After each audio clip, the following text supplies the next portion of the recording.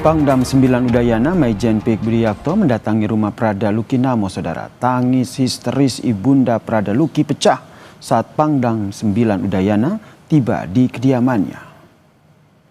Tolong Bu, saya butuh keadilan Bapak. Tolong jangan anak kita ada 2 orang lagi Bapak. Dia tulang punggung buat saya.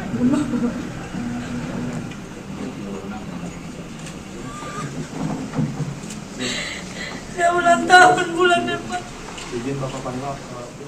Tangis histeris Ibunda Prada Luki pecah saat Pangdam 9 Udayana tiba di kediamannya, saudara.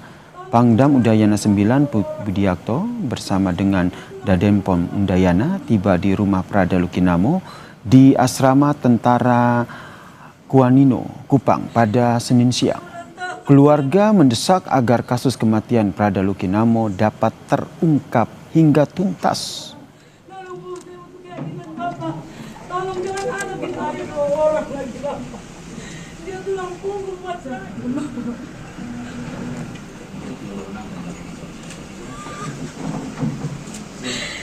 Saya ulang tahun bulan depan.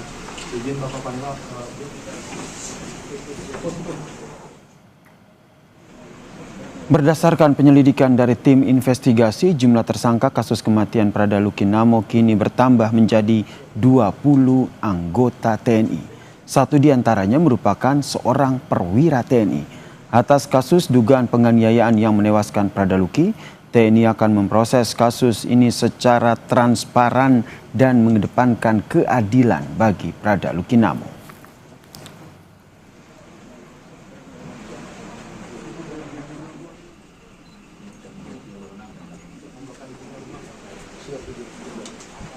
Ya, 20 tersangka yang sudah ditahan dan kemudian akan ditindaklanjuti dengan pemeriksaan selanjutnya. Ada 1 orang perwira. Saudara, 20 anggota TNI resmi ditetapkan jadi tersangka kasus dugaan penganiayaan yang menyebabkan Prada Luki Namo tewas. Lalu seperti apa penanganan kasus ini dan apakah diperlukan evaluasi menyeluruh terkait dengan tradisi senioritas di institusi TNI? Kami membahasnya bersama dengan Usman Hamid, Direktur Eksekutif Amnesty International Indonesia yang nanti akan bergabung bersama kami di Kompas Petang. Dan saya sapa dulu kakak Prada Luki Namo yang juga sudah bergabung bersama kami di Kompas Petang, Novilda Luciana Hetinina Namo. Selamat petang, Kak Novilda. Selamat petang, Mas Yasir. Kak Novilda, ini sudah dapat informasi soal adanya 20 anggota TNI yang ditetapkan menjadi tersangka. Nah, tadi kami sudah dapat info langsung dari Bapak Pangdam juga mengenai 20 tersangka itu, 20 ya pelaku itu. Berarti sudah dapat informasi itu ya? Tersangka. Iya, sudah. Ini jadi 20 tersangka ini sebelumnya kan Mama juga sempat bilang kan tidak percaya kalau hanya 4 orang pelakunya. Ini 20 ini sudah sesuai dengan dugaan dari keluarga bahwa memang banyak sekali begitu anggota yang ikut terlibat dalam kasus ini. Iya, benar Mas. Dia lebih dari 4 orang. Berarti sudah sesuai dengan dugaan begitu ya? Tersangkanya lebih dari 20 anggota TNI ini ya? Ya Mas. Ini kan kalau 20 anggota ini dari Kak Novilda sendiri sempat tahu mungkin siapa saja orangnya? Yang menurut pengakuan almarhum adik saya itu dia sempat menyebutkan bamaknya. Namanya itu Andre McLaury. Itu saja yang kami tahu. Kalau yang lainnya kami sudah tahu. Itu siapa? Temannya atau sesama anggota di Kompi atau apa posisinya? Kalau Andre McLaury itu dia punya bintara masaknya. Dia punya senior. Ini Anton McLaury ini adalah salah satu nama yang disebutkan atau diceritakan, begitu ya? Iya Mas, Andre McLaury. Oke. Jadi Anda menduga dari 20 anggota TNI ini, Kak Novilda, Andre itu salah satunya begitu ya? Iya. Ini juga bergabung bersama kami di Kompas Petang, Mas Usman Hanif. Direktur Eksekutif dari Amnesty International Indonesia. Mas Usman, ini ada 20 anggota TNI yang ditetapkan jadi tersangka. Apakah menurut Anda penanganan kasus ini sudah cukup responsif atau harus lebih cepat lagi, termasuk mengungkap peran dari 20 anggota ini? Ya, pertama saya ingin menyampaikan bela sungkawa untuk keluarga Prada Luki, dan saya sangat terkejut mendengar berita ini, dan saya sangat berharap bahwa penegak hukum segera memproses hukum kasus kematian Prada Luki ini agar keluarga bisa mendapatkan keadilan. Saya kira kasus penganiayaan atau bahkan penyiksaan hingga mengakibatkan kematian yang dialami oleh Prada Luki bukanlah kasus yang pertama kali terjadi. Telah berkali-kali terjadi, termasuk di lingkungan militer. Dan ini harus menjadi perhatian serius di kalangan pimpinan militer terkait dengan adanya budaya perlakuan kekerasan terhadap junior. Kita tahu Prada Luki berpangkat prajurit 2, salah satu pangkat yang paling rendah dalam hierarki militer ini. Dan seharusnya peristiwa penganiayaan ini, peristiwa penyiksaan ini tidak terjadi kalau saja ada pengawasan yang cukup di lingkungan internal militer. Karena itu saya kira proses hukum terhadap para pelakunya harus dilakukan secara transparan. Dan para pelakunya harus mendapatkan hukuman yang benar-benar setimpal dengan perbuatannya. Jangan sampai seperti kasus di dalam mahkamah militer di Medan yang belum lama ini justru mengecewakan keluarga korban karena peristiwa pembunuhan dengan penembakan justru hanya dihukum secara ringan. Saya berharap kasus Prada Luki ini benar-benar bisa berujung dengan keadilan yang hakiki bagi keluarga korban. Dan harapannya keadilan dapat terungkap dari kasus ini. Ini 20 anggota TNI, jumlah yang bisa dikatakan banyak sekali begitu. Jadi menurut Anda 20 anggota yang terlibat, yang sudah ditetapkan jadi tersangka, ini menandakan bahwa ada kelalaian dalam pengawasan di institusi ini? Pertama, jelas ada kelalaian. Yang kedua, saya menduga ada budaya kekerasan yang terus terpelihara karena tidak adanya penghukuman terhadap setiap kali ada peristiwa kekerasan dalam bentuk penyiksaan atau penganiayaan terhadap seorang junior. Saya kira ini masalah struktural di lingkungan militer yang belum juga pernah bisa dibenahi karena beberapa sebab. Salah satu sebabnya, selain tidak adanya penghukuman terhadap para pelaku selama ini, juga karena proses hukum terhadap setiap kali ada pembunuhan, penyiksaan, atau tindakan kejahatan lainnya hanya diproses melalui proses peradilan militer. Dan seringkali proses peradilan militer itu tidak berjalan secara terbuka, tidak berjalan secara leluasa, terutama bagi keluarga korban.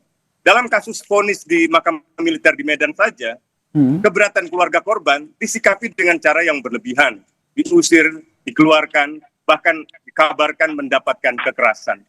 Nah, hal semacam ini juga pernah terjadi terhadap warga sipil. Pendeta Yeremia Zanambani di Papua dianiaya, disiksa sampai akhirnya mati, juga mendapatkan hukuman yang sangat ringan. Jadi saya kira TNI seharusnya menjadi tempat yang aman bagi setiap prajurit karena mereka ingin mengorbankan jiwa raganya demi negara.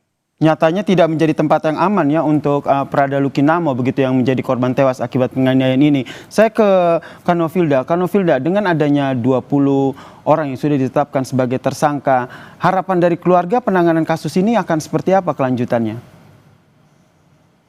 Ya, kalau dari kami berharap diusut secara tuntas, secara terang-terangan seperti kata Bapak Pangdam tadi. Bapak Pangdam akan kawal dan akan kasih hukuman yang setimpal. Nah, kami keluarga juga akan mengawal proses hukum untuk para pelaku yang sudah ditetapkan menjadi tersangka. Jangan sampai ke depannya itu dibalik lagi, dilindungi lagi. Karena kita tidak tahu Mas, ini juga kita berhubungan dengan institusi yang besar juga.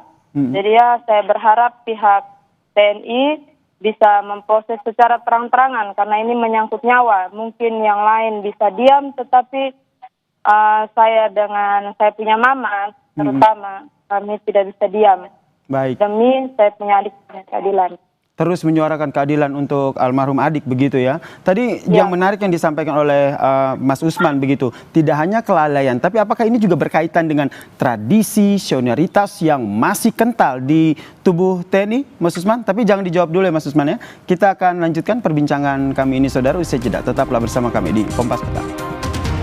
Masih bergabung bersama saya Mas Usman Hamid dan juga Kak Novilda Luciana, kakak dari almarhum Prada Luki. Saya sebelum menjawab tadi Mas Usman, saya ke Mbak Novi dulu. Mbak Novi, ini kan ada 20 tersangka begitu yang ditetapkan sebagai dari 20 anggota TNI ditetapkan sebagai tersangka. Semasa hidupnya adik pernah tidak cerita soal bagaimana kondisinya di Kompi, kemudian termasuk hubungannya dengan sesama anggotanya, baik dengan senior maupun dengan bosnya? Pernah Mas, dia pernah cerita saya. Dia awal datang sampai di Nagekeo itu, injak tanah Nagekeo, dia bilang mereka punya danyon itu baik. Dia punya danyon itu baik sekali, perhatikan mereka. Jadi saya bilang baik sudah Luki. Terus dia cerita juga mereka kalau buat salah, pastikan seniornya tuh ya tahu saja Thomas, namanya senior ya pasti akan makan puji sedikit. Makan puji itu maksudnya bagaya. Ketunjuk dia bilang, oh senior. Jadi sering menceritakan ya bagaimana kondisi di Kompi, termaksud bagaimana interaksinya dengan senior begitu ya. Tadi seperti kata Kak Novilda, makan puji begitu. Saya ingin selalu mendapatkan pengakuan. Ini nyambung dengan pertanyaan saya sebelumnya ke Mas Usman begitu. Berarti memang tradisi senioritas ini masih kental di tubuh TNI? Masih sangat kental, dan ini di mana-mana, di kepolisian, bahkan di lembaga-lembaga pendidikan sipil. Nah, budaya senioritas, junioritas ini sebenarnya adalah budaya feodal, budaya yang mengharuskan orang yang lebih muda, orang yang pangkatnya lebih rendah, menghormati orang yang lebih tua, orang yang lebih tinggi pangkatnya, secara buta. Dengan kata lain, tidak ada pendasarannya. Di dalam lingkungan militer, memang bisa diberikan semacam pelatihan pendidikan dasar yang bersifat fisik, bahkan penghukuman yang bersifat fisik. Tetapi itu pun harus proporsional.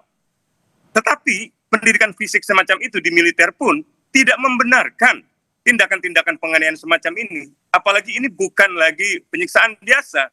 Ini pengeroyokan. Ini bukan penganiayaan biasa, tapi pengeroyokan dengan cara-cara penyiksaan. Bahkan ada atasannya, ada orang yang berpangkat lebih tinggi dari Prada Luki yang artinya mengetahui, bahkan bisa jadi terlibat di dalam penyiksaan terhadap Prada Luki. Jadi Anda menduga salah satu perwira TNI yang masuk dalam 20 tersangka ini bisa dikatakan sebagai pelakunya? Keamanan, keselamatan, baru menempuh pendidikan dari segala bentuk perlakuan sewenang-wenang semacam. Baik, Mas Usman, berarti Anda menduga ini ada 20 anggota TNI yang menjadi tersangka, salah satunya adalah perwira ini, bisa jadi ia menjadi salah satu otak ataupun yang memimpin penganiayaan ini? Ya, 20 anggota TNI itu harus seluruhnya diperiksa secara intensif. Dan tidak boleh ada pengecualian, tidak boleh ada faktor-faktor yang bersifat subjektif. Seluruhnya harus menghadapi proses investigasi yang imparsial, yang tidak berpihak, agar tidak ada satupun yang lolos dari penghukuman. Baik, Kak Novilda? Oke, kita masih mencoba memperbaiki sinyal dengan Novilda, tapi kita masih dengan Mas Usman. Mas Usman, dengan adanya 20 anggota TNI ini, apakah penting menurut Anda dari tim investigasi ini menyampaikan kepada publik peran dari masing-masing tersangka ini, termasuk satu perwira yang juga menjadi tersangka?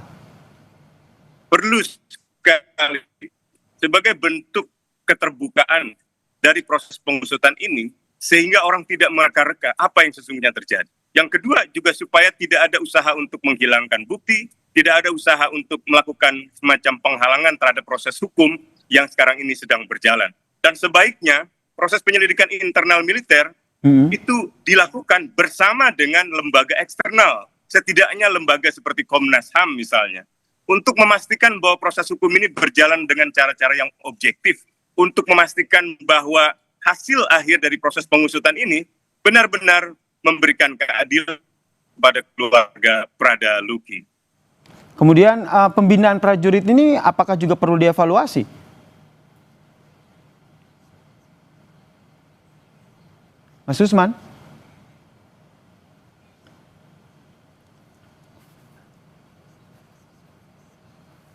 Mas Usman? Ya, saya kira perlu dievaluasi keseluruhan pembinaan.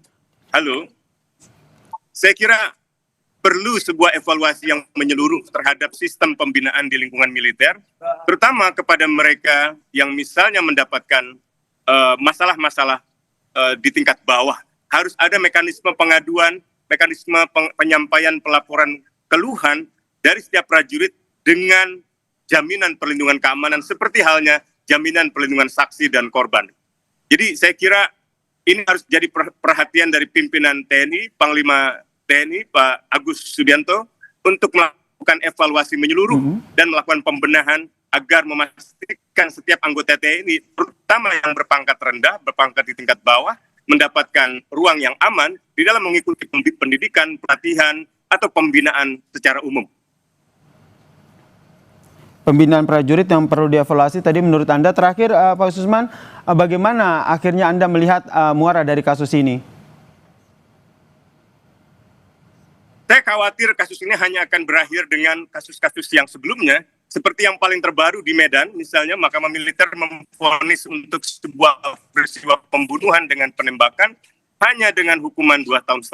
Tentu saja itu menimbulkan ketidakpuasan, menimbulkan rasa ketidakadilan dari para keluarga korban. Demikian pula dalam kasus-kasus yang terjadi di wilayah lain, sampai ke Papua misalnya, kasus pendeta Yeremia Zanambani. Jadi tanpa ada pembenahan yang serius, tanpa ada penghukuman yang setimpal terhadap setiap pelaku penyiksaan, maka peristiwa ini mungkin tidak akan bisa dihentikan. Dan bisa jadi berulang, akan ada Prada Luki lain. Baik, Mas Usman, ini kan ada 20 tersangka. Itu tidak kami harapkan sekali. Mudah-mudahan ini yang terakhir. Gitu. Jadi harus melakukan pembenahan yang serius. Mas Ya. Usman? Nah, 20 tersangka ini artinya ada sebuah peristiwa kriminal yang melibatkan begitu banyak orang tanpa bisa diketahui. Harusnya di tangsi-tangsi militer ya diwajibkan adanya CCTV untuk memonitor setiap kegiatan dan memastikan setiap kali ada peristiwa semacam ini bisa diketahui. Mas Usman, dari 20 anggota TNI yang menjadi tersangka, ada 19 prajurit dan 1 perwira TNI di sana. Anda melihat apakah ini juga bisa melebar ke dugaan keterlibatan atasan di sana? Sangat mungkin, sangat mungkin. Yang namanya TNI, prajurit-prajurit militer, anggota di tingkat paling bawah, hampir mustahil bisa bergerak setidak-tidaknya tanpa diketahui oleh atasannya. Jadi ini harus diusut sampai tuntas, termasuk peranan dari mereka yang berada di lokasi atau atasan yang mengetahui tetapi tidak mengambil tindakan yang cukup untuk mencegah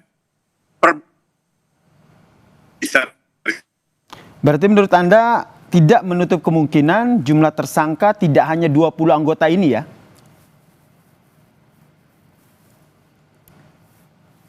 Iya, betul sekali.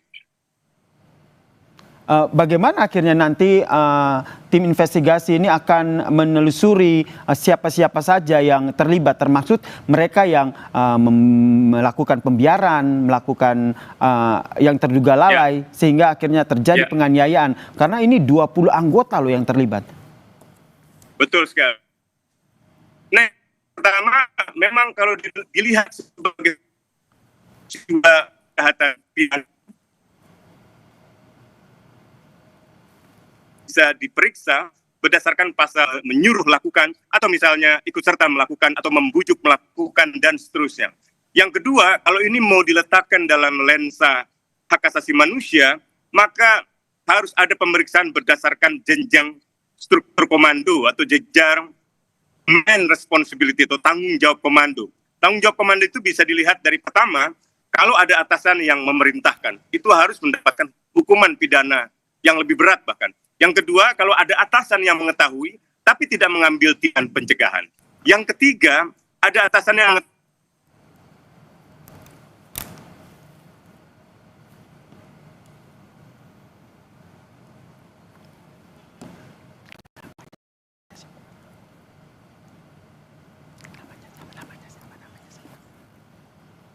Kami juga telah tergabung, saudara, terkait dengan kasus 20 anggota TNI yang jadi tersangka kematian Prada Luki. Tadi sudah berbincang dengan Mas Usman Hamid, kami perbaiki lagi sambungan teleponnya. Tapi tadi juga sudah berbincang dengan kakak dari almarhum Prada Luki, Novilda Luciana Hetitina. Dan saat ini telah bergabung bersama kami, Kadis Penat Brigjen TNI Wahyu Yudayana. Selamat petang, Pak Kadis Penat.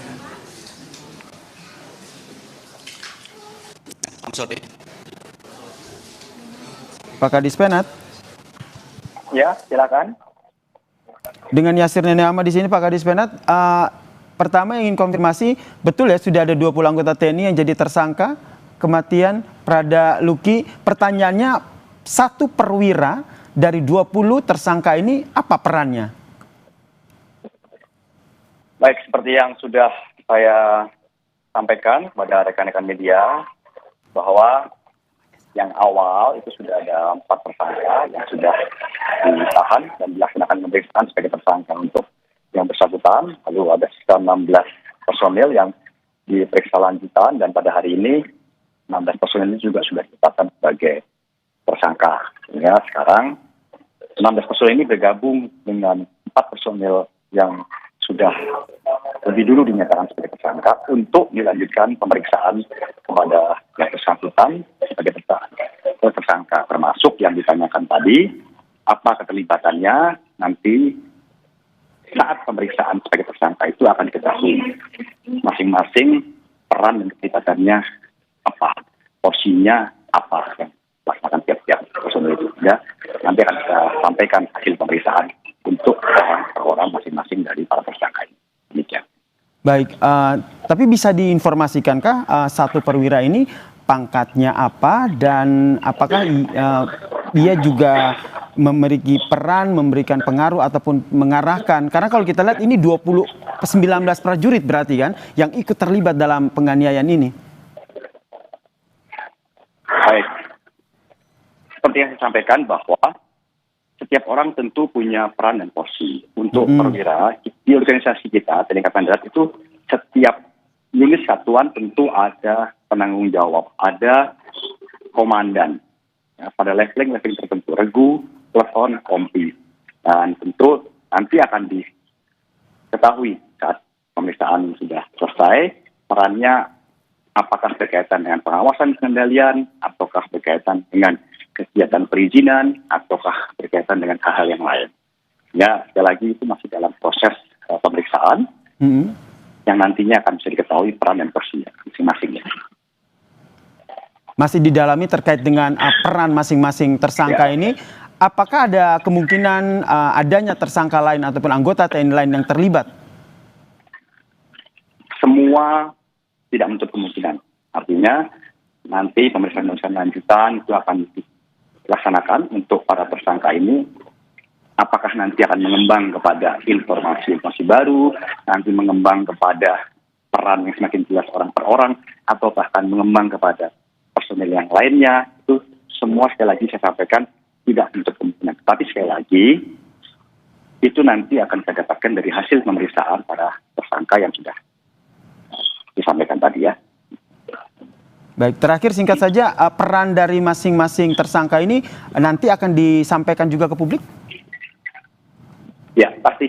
Saya sudah sampaikan ke teman-teman media, TNI Angkatan Darat akan melaksanakan proses pemeriksaan secara transparan sebagai wujud atau bentuk pertanggungjawaban kepada para personil ini, ya, dan nanti itu dapat diketahui oleh publik. Kita nanti ada tahapan untuk gelar perkara, pelimpahan, masuk proses persidangan, semua bisa diketahui oleh publik. Ya. Termasuk menyampaikan latar belakang dari penganiayaan yang dilakukan ini ya, Pak Wahyu ya? Ya, semua nanti termasuk apa yang menjadi sebab, ya, itu juga pasti akan bisa ketahui dari hasil pemeriksaan nanti. Baik, terima kasih Kadis Penat, Brigjen TNI Wahyu Yudayana telah bergabung bersama kami di Kompas Petang, dan tadi sebelumnya ada Direktur Eksekutif Amnesty International Indonesia Usman Hamid telah bergabung juga bersama kami di Kompas Petang.